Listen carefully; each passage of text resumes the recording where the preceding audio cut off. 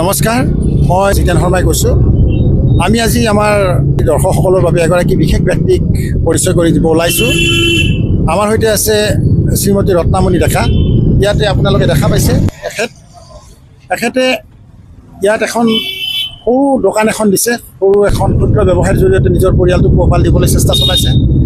আৰু আমি এই যি বিশেষ অনুষ্ঠানৰ আমি শিৰোনাম দিছোঁ পদপথৰ জীৱন বুলি। এইটো আপোনালোকে দেখিছে, এটা পদপথ। এই পদপথত এগৰাকী মহিলাই এটা ক্ষুদ্ৰ ব্যৱসায়ৰ জৰিয়তে তেওঁৰ পৰিয়ালক পোহপাল দিবলৈ আগবাঢ়িছে বা পোহপাল দি আহিছে। এইগৰাকী মহিলা সাধাৰণ মহিলা নহয়, এইগৰাকী মহিলা এগৰাকী স্নাতকোত্তৰ ডিগ্ৰীধাৰী এগৰাকী মহিলা। তেখেতে স্নাতকোত্তৰ ডিগ্ৰী অৰ্জন কৰাৰ পাছত জীৱনৰ ঘাত প্ৰতিঘাতৰ সন্মুখীন হৈছে। তেখেতে বিভিন্ন সময়ত বিভিন্ন ধৰণে চৰকাৰী সা সুবিধাৰ পৰা বঞ্চিত হোৱাৰ পাছত এখন ব্যক্তিগত খণ্ডৰ স্কুলত সুদীৰ্ঘদিন ধৰি তেখেতে শিক্ষয়িত্ৰীৰ দায়িত্ব পালন কৰি আহিছে। আৰু অৱসৰকালীন সময়খিনিত, সন্ধিয়াৰ সময়খিনিত তেখেতে এনেকৈ এইখন দোকান আমি দেখুৱাইছোঁ। আমি এই দোকানখনৰ জৰিয়তে ইয়াত থলুৱা সামগ্ৰী ইয়াত নিৰ্মাণ কৰিছে, থলুৱা সামগ্ৰী প্ৰস্তুত কৰিছে, পিঠা পনা প্ৰস্তুত কৰিছে আৰু অন্যান্য যিবিলাক চাহৰ সৈতে যিবিলাক আমাৰ খাদ্য আমি গ্ৰহণ কৰোঁ, তেনেকুৱা ধৰণৰ খাদ্য ইয়াত প্ৰস্তুত কৰিছে নিজ হাতেৰে। আৰু এনেকৈ এটা পৰিয়ালক চলাইছে। তেখেতৰ এগৰাকী পুত্ৰ, যিগৰাকীয়ে নলবাৰী মহাবিদ্যালয়ত বিজ্ঞান শাখাত স্নাতক পৰ্যায়ত পাঠ গ্ৰহণ কৰি আছে। তেখেতৰ কন্যাই 10মান শ্ৰেণীত পাঠ গ্ৰহণ কৰি আছে। আৰু বহুত এটা প্ৰত্যাহ্বান জীৱনত লৈ সদায় হাঁহিমুখীয়া। তেখেতৰ মুখত আপোনালোকে যদি চাই হাঁহিটো দেখা পাব। ইমান প্ৰত্যাহ্বানৰ পাছতো, ইমানখিনি বাধা বিঘিনি জীৱনত বাধা বিঘিনি আহি তেখেতক আক্ৰান্ত কৰাৰ পাছতো তেখেতৰ এই হাঁহি কিন্তু আজিলৈকে আঁতৰ হোৱা নাই।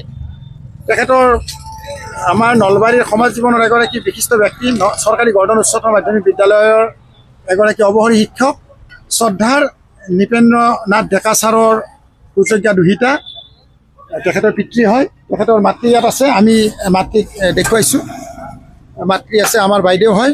আৰু ইয়াৰ লগে লগে তেখেতৰ এই যি দোকান, এই দোকানৰ কাষত এগৰাকী শুভাকাংক্ষী আছে, দাদাই ইয়াত এনেকুৱা সদায় থলুৱা তৰকাৰী এইবিলাক উলিয়াই তৰকাৰী ব্যৱসায় কৰে। তেখেতেও এটা পৰিয়াল চলাই আছে। আৰু এইগৰাকী মহিলাই জীৱনৰ বাটত তেখেতে দেখুৱাই দিছে যে সঁচাকৈ যদি আত্মবিশ্বাস থাকে, মানুহৰ যদি আত্মবিশ্বাস থাকে, তেতিয়া সেই আত্মবিশ্বাসে মানুহক বহুদূৰ আগুৱাই লৈ যাব পাৰে। ইয়াত এটা ঘৰ আছে, নলবাৰী সত্ৰত তেখেত থাকে। এই ঐতিহ্যমণ্ডিত শিৱ মন্দিৰখনৰ সিপাৰে তেখেতে থাকে। আৰু এনেকৈ সন্ধিয়াৰ সময়খিনিত এনেধৰণৰ ৰাইজৰ মনোৰঞ্জন কৰে। তেখেতৰ নিৰ্দিষ্ট কিছু গ্ৰাহক আছে আৰু সেই গ্ৰাহকসকলে ইয়ালৈকে আহে। তেখেতৰ হাতেৰে বনোৱা সুস্বাদু পিঠা গ্ৰহণ কৰে, চাহ তেওঁলোকে সেৱন কৰে। আৰু এনেকৈ তেখেতৰ এচাম শুভাকাংক্ষী গ্ৰাহক আছে, যিসকলৰ সহায়ত তেখেতে নিজৰ পৰিয়ালটো চলাবলৈ সক্ষম হৈছে। আৰু দেখুৱাই দিছে যে মানুহে যদি জীৱনত এটা ইতিবাচক মন থাকে, এটা ভাল মন থাকে আৰু সমাজমুখী চিন্তাধাৰণা থাকে, তেতিয়াহ'লে মানুহে কেতিয়াও উচ্চ শিক্ষাধাৰী হ'লেও কাৰো ওচৰত হাত নপতাকৈ তেওঁ নিজৰ পৰিয়ালটোক চলাব পাৰে, নিজৰ জীৱনক আগুৱাই লৈ যাব পাৰে। আমি দেখিছোঁ, সততে আমি দেখিছোঁ যে বহুতে শিক্ষাৰ অহংকাৰত বা শিক্ষাৰ ভেমত উচ্চ শিক্ষা গ্ৰহণ কৰাৰ পিছত তেওঁলোকে এনেকুৱা ধৰণৰ কাম কাজ কৰিবলৈ লজ্জাবোধ কৰে। কিন্তু তাৰ বিপৰীতে আমাৰ বাইদেউগৰাকীয়ে স্নাতকোত্তৰ ডিগ্ৰীধাৰী এগৰাকী মহিলা হোৱাৰ পাছত নিজৰ সেই শিক্ষাক এটা ভাল কামত লগাইছে।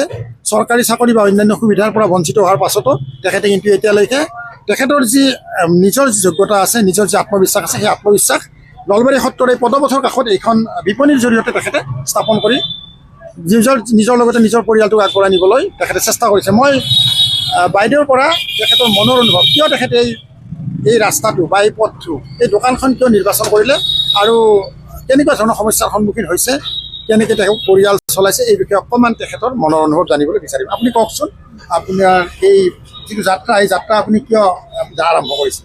নমস্কাৰ। যাত্ৰা মানে মোৰ এতিয়া অলপ চলাত ঘৰুৱা অসুবিধা, অলপ সমস্যা হৈছে আৰু সমস্যা হৈছে কাৰণে আপোনাৰ ল'ৰা ছোৱালী দুটা ডাঙৰ হৈছে, সিহঁতক চোৱা চিতাৰ কাৰণে এই দোকানখন দিলোঁ। আৰু প্ৰাইভেট স্কুলখনো কাম কৰি আছোঁ, ৰাতিপুৱা তাতে যাওঁ, গধূলি আপোনাৰ ইয়াতে বহোঁ। এনেকৈ পৰিয়ালটো অলপ চলাই আছোঁ। মানে মিষ্টাৰৰ অলপ হৈছে, খেলি মেলি অলপ চলি আছে। মানে পইচা পাতিৰ অলপ খেলি মেলি, ধাৰৰ কাৰণে তেওঁ তাৰমানে মানুহটো পলাই আছে। অফিচতো নাযালে ঘৰতো নাহে, মানে এনেকুৱা অলপ প্ৰব্লেমত আছোঁ। আৰু এনেকুৱা প্ৰব্লেমত থাকিলে অলপ চলা মিলা দিগদাৰ হৈছে মোৰ। সেইকাৰণে এই দোকানখন দিয়াকে বাছি ল'লো আৰু চৰকাৰী সা সুবিধা কিবা পাইছেনে আপোনালোকে? চৰকাৰী এনে অৰুণোদয় পাই আছো, অৰুণোদয়টো অৰুণোদয় পাই আছো, বাকী অন্যান্য সা বাকী সুবিধা বাকী পোৱা নাই, চৰকাৰী সুবিধাও পোৱা নাই বা যদি চৰকাৰে যদি আপোনাক ধৰক দোকানখন ডাঙৰ কৰাৰ কাৰণে বা অন্য ব্যৱসায় কৰাৰ কাৰণে আপোনাক ঋণ আদিৰ ব্যৱস্থা কৰি দিয়ে বা স্থানীয় বিধায়ক মহোদয় যদি আপোনাক বা আমাৰ মন্ত্ৰী মহোদয়, এতিয়া তেখেত মন্ত্ৰী এগৰাকী, অসম চৰকাৰৰ জ্যেষ্ঠ মন্ত্ৰী, আমিও আশা কৰিছো আৰু আপুনি নিশ্চয় বিচাৰিব যে আপোনাৰ তেখেতে এই অলপ পৰিয়ালটো চলোৱাৰ ক্ষেত্ৰত যিটো অসুবিধা হৈছে, আপুনি যদি মন্ত্ৰী মহোদয় আচলতে এককালীন সাহায্য এটা আপোনাক দিব পাৰে এই লাগে, অৱস্থাটো চাই। আপোনাৰ আমি জনামতে আপোনাৰ ছোৱালীজনী, আপোনাৰ যিগৰাকী দুহিতা, তেওঁ যথেষ্ট ৰোগীয়া, তেওঁৰ বেমাৰ আজাৰৰ চিকিৎসাৰ নামত আপোনাৰ বহুতখিনি খৰচান্ত হ'ব লগা হয় আৰু আপুনি নিজেও কেতিয়াবা এনেকুৱা ধৰণৰ ৰোগাক্ৰান্ত হয় আৰু দোকানখন বন্ধ ৰাখিব লগা অৱস্থা এটা হয়।